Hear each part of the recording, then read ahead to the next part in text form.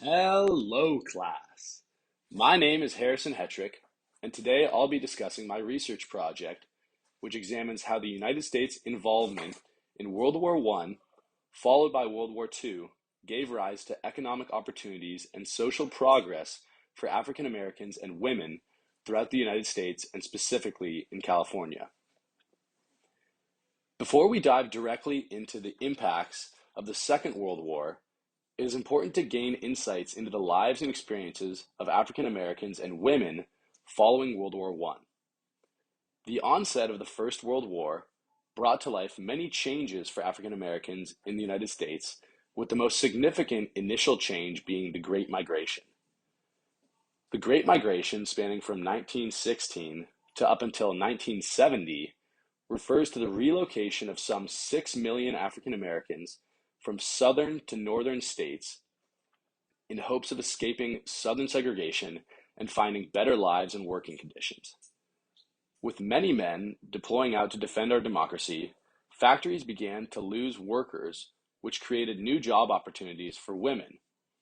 The introduction of women, particularly African American women, into the predominantly male workforce challenged the notion that women must stay in the home and remain men's economic dependents. For better or for worse, the job opportunities kick-started by the war were not glamorous, with most African American women accepting positions working in munitions factories, shipyards, and coal factories. What this did was show the general public that women, white and African American, were just as capable as men, but that the sex segregation that occurred in the workforce only hurt society.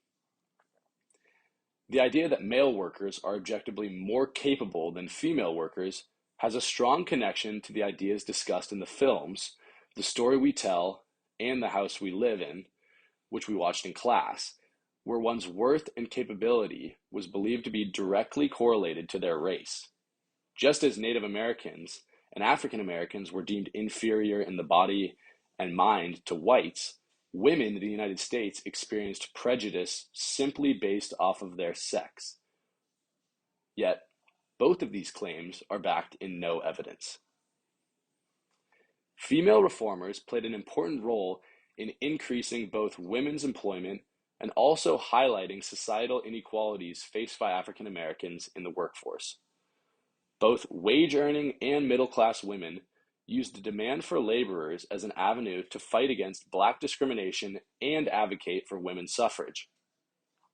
Additionally, African American soldiers such as W.E.B. Du Bois called upon his fellow comrades to fight to ensure democracy and equality on the home front, just as they did on the battlefield, and to not settle for the injustices they faced before the war.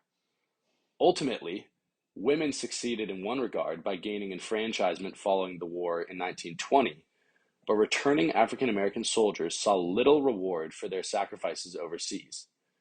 Unfortunately, when the war ended, the vacant factory seats filled by women during the war were handed back over to unemployed soldiers, and gender roles returned to their traditional norms, with women in a childbearing role and men doing most of the breadwinning.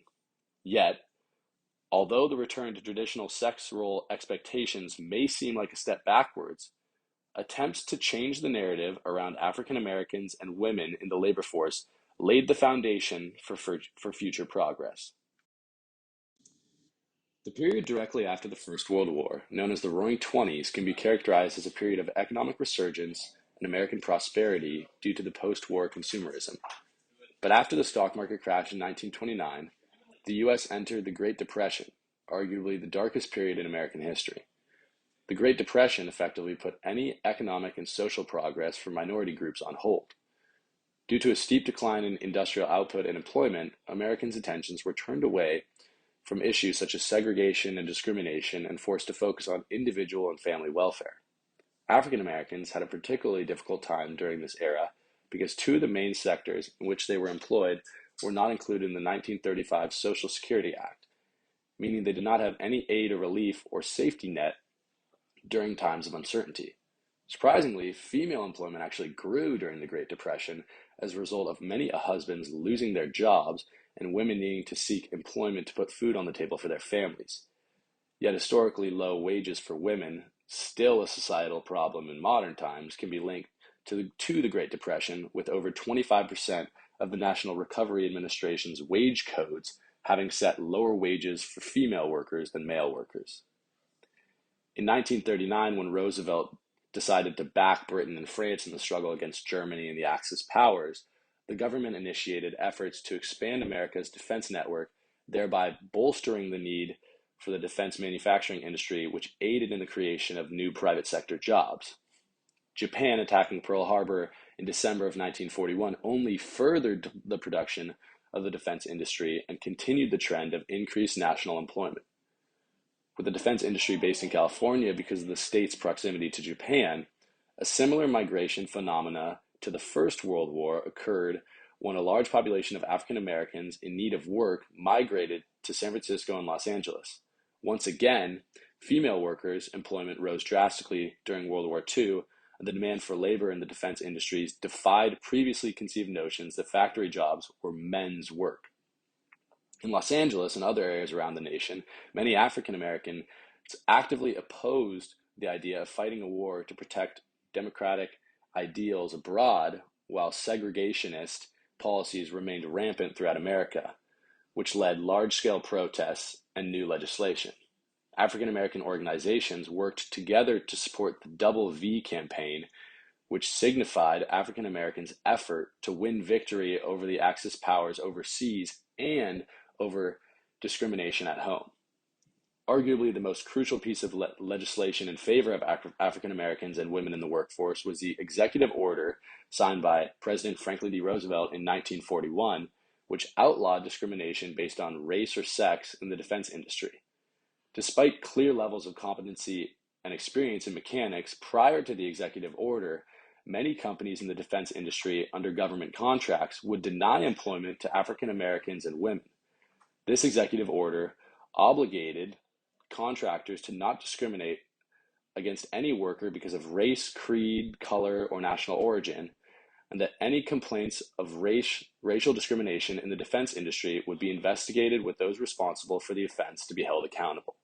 Because of this, by 1943, African Americans were arriving in California at a rate of 10,000 to 12,000 per month.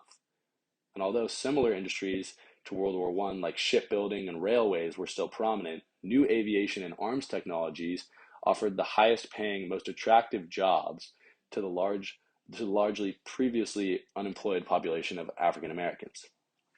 These fields allowed African Americans on the home front to learn new skills, join unions, and become an integral part of the industrial workforce. Unlike the experience of African American soldiers during the First World War, African American GIs returning home from battle received a range of benefits from Roosevelt's GI Bill, which helped to support their families, but still faced severe inequity in post-war employment opportunities. African Americans faced racial discrimination from federal and local governments, and African American women were often the last hired and first fired. Many attribute the Second World War and the period that followed as the catalyst for the civil rights movement, because as African Americans came back from safeguarding American democracy abroad, the systemic societal issues within the U.S. became more widely discussed and fought against. African American veterans felt a moral imperative to enact domestic change because the same racist ideals that America's enemies had used as propaganda on their citizens were prevalent in American society. Many of these veterans became civil rights activists and joined African American organizations such as the NAACP, where they could share their experiences and take action in support of racial reform. In my opinion, the Second World War was not only the most impactful event with regard to race relations in the United States, but also ignited a reevaluation of the ideals by which American democracy was built upon overseas and at home. Thank you.